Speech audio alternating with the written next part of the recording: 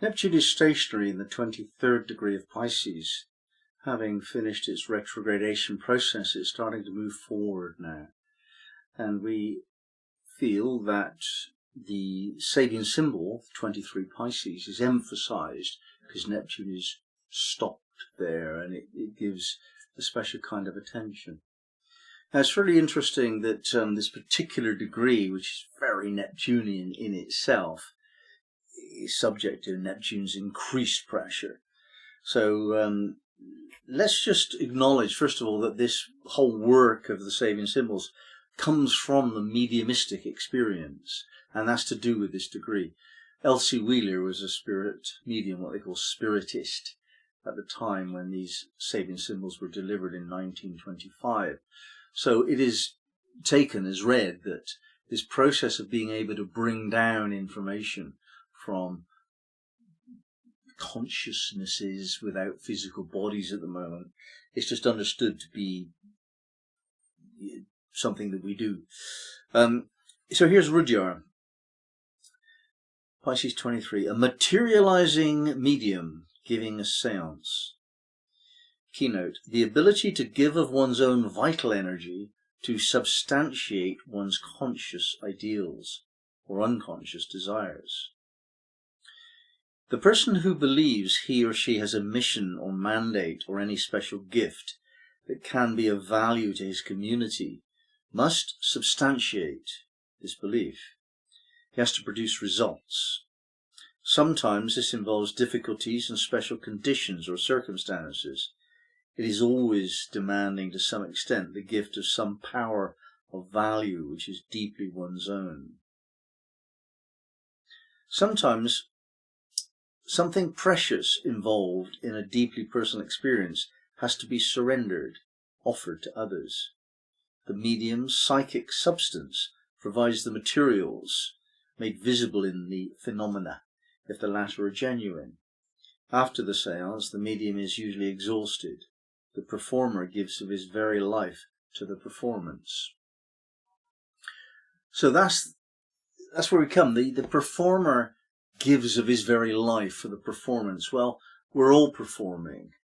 This idea of being a trance medium is much more widely interpreted in that each of us can do that. In fact, I think each of us does do that. It's just that not everyone is aware of it.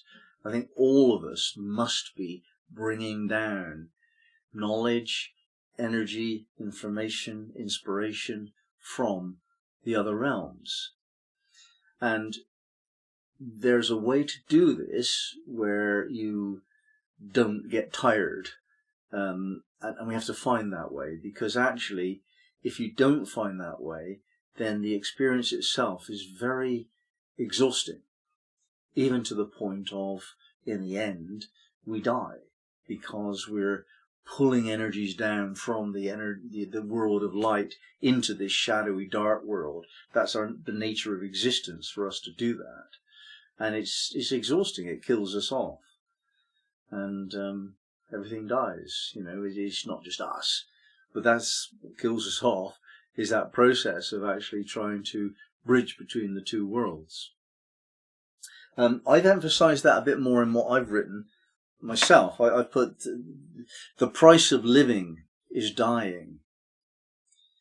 Our grasp on the nature of reality is a blend of the intuitive and the taught.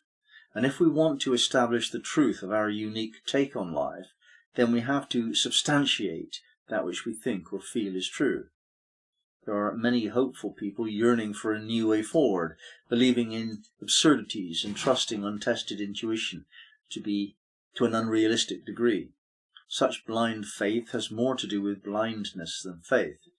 There are more charlatans and fools than there are wise and honest teachers, and even the sincere leaders may be missing various pieces of the jigsaw.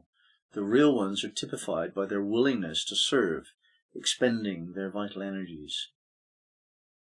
Whatever we do passionately puts us in harm's way. We have to notice how people suffer and live in confusion. We tend to make real whatever we imagine. Neptune, much featured at the moment. we don't get Neptune. We really don't. We think that the world is real, that physicality is the truth, and scientists and materialists are the wise ones. Neptune's just not into agreement with that at all. It's just saying, no, you entirely missed the point here. The point is that there's this flowing of energy into and out of materiality. You get born, you live, you die. It takes a moment within eternity, and you think of it as real, and it's not. It's just like a dream. If you've got a certain energetic thing going on in your life, and then you go to sleep, you'll dream something, and that dream will appear real to you, and you might even get emotional as you sleep about your dreaming. But it's just a dream, and it is suggested that this is just a dream here as well. Our physical life is nothing more than the soul dreaming for a moment, and then we wake up, and we take it so seriously down here that we get upset, and we make compromises as to our integrity because of fear of survival needs not being met, and attack, and so on. And it's just not going to happen that way. That's not the way it works. We're only in danger because we feel we're in danger. That's how it works. Whatever you think and feel passionately enough, you pay a price for that, and that price is that you'll get what you've imagined. So if you start to imagine flat tires, to quote Joni Mitchell, "Why do you dream flat tires?" is one of her songs. Then you'll get flat tires, So the advice really is not to dream about flat tires, Just make your mind and your imagination wholesome. It isn't really useful to act in a way of kindness and service on the one hand, and then think bad thoughts on the other.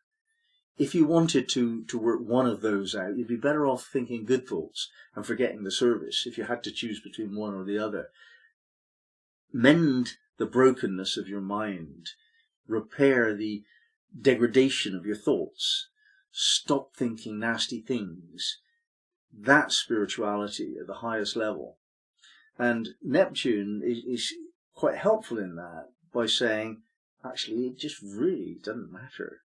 And many people who are into alcohol and drugs are seeking the Neptune experience of, it's all okay. It's all fine. Don't worry, That's a real temptation for some people who move away from the hardness of everyday reality.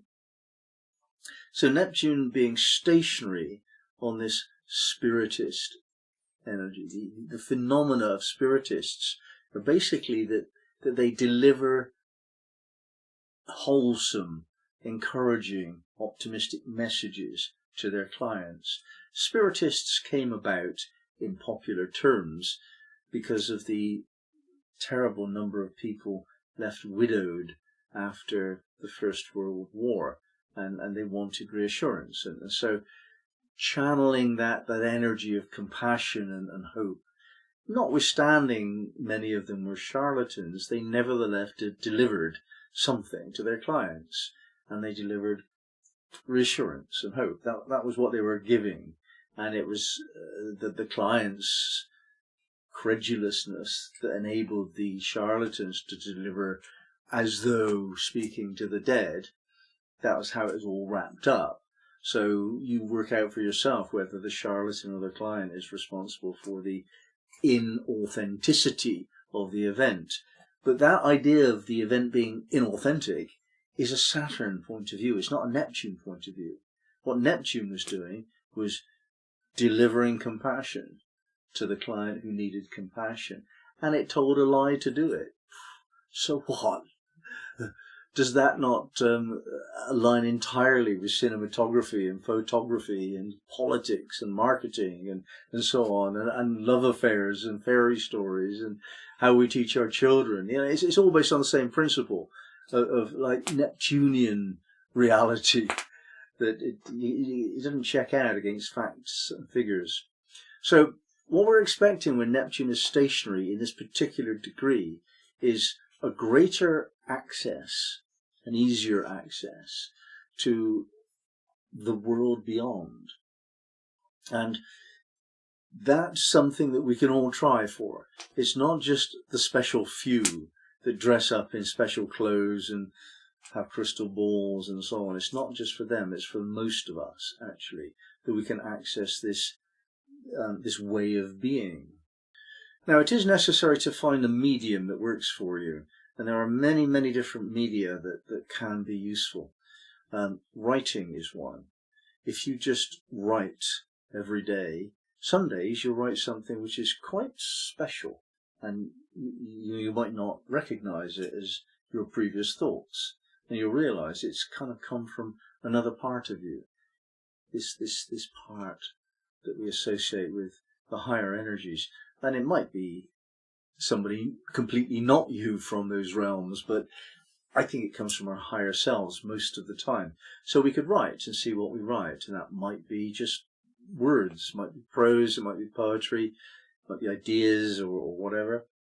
We can also imagine, just play around with thoughts in our head, and we can perhaps express that musically, or we can tell stories, or we can paint, or just try to find a medium which awakens the intuitive side of you, the side that reaches up for inspiration, and give it a go and see if you can actually open up the facility of communicating with other beings. I was exactly the person who would not do this when I was younger, in my 20s and early 30s. It was really obvious to everyone that knew me that that would not be my thing. And I changed, and I opened up to other people that could do this. I had a close relationship with two who did mediumship every evening, and that was a big deal for me at the time. I joined them sometimes. And then I actually tried it myself.